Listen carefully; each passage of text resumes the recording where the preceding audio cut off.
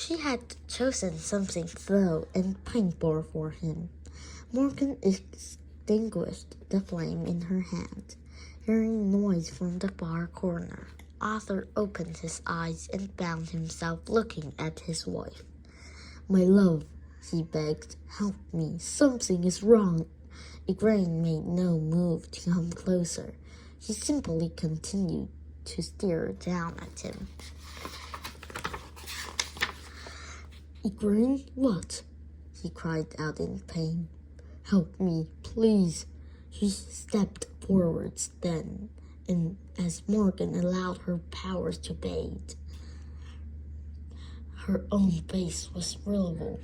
Arthur cried out in shock and confusion. "You!" Reaching out, he caught her ankle. "Please help me, I beg you."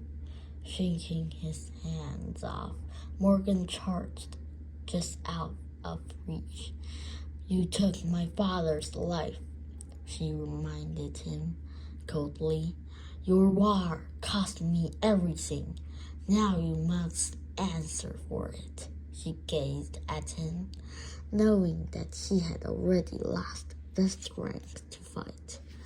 "Now I shall take everything from you, and I promise you, Arthur Pendragon, that I include your son in that.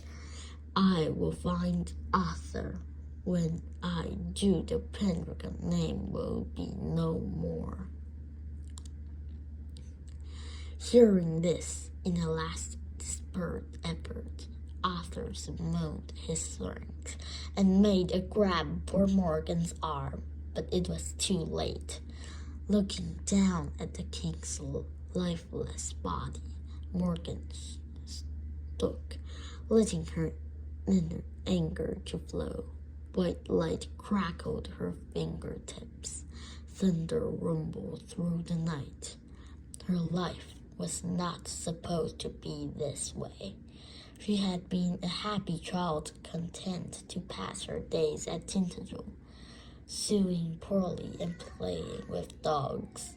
Her parents had not raised her to feel this hatred, but Christians had twisted her into someone she didn't recognize anymore. Her life had taken a very different path from the one she had been born to follow. Now she was in the place that had once held so many happy memories. Her relevant, almost complete. Almost, but not quite. She had lost the boy. Tearing her gaze from the king's body, Morgan scanned the room, recalling better times.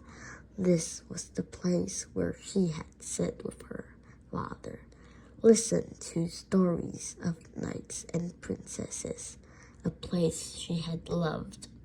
But those times were long gone, and Morgan had no more princess. This place was one of her hard to take now, her own and her father's. Morgan was only grateful that he never knew his wife's betrayal, but she did, and it was only a matter of time before Arthur paid the same price as his father.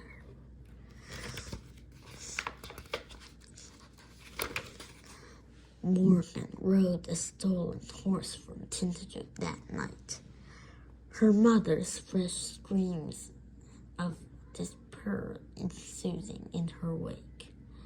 She stopped only once to say a single silent farewell to her father and to the girl she had once been. She had returned to Tintagel as Lady Morgan, daughter of Corus, Duke of Cornwall. She was leaving as Morgan Le Fay, the Dark Sorceress.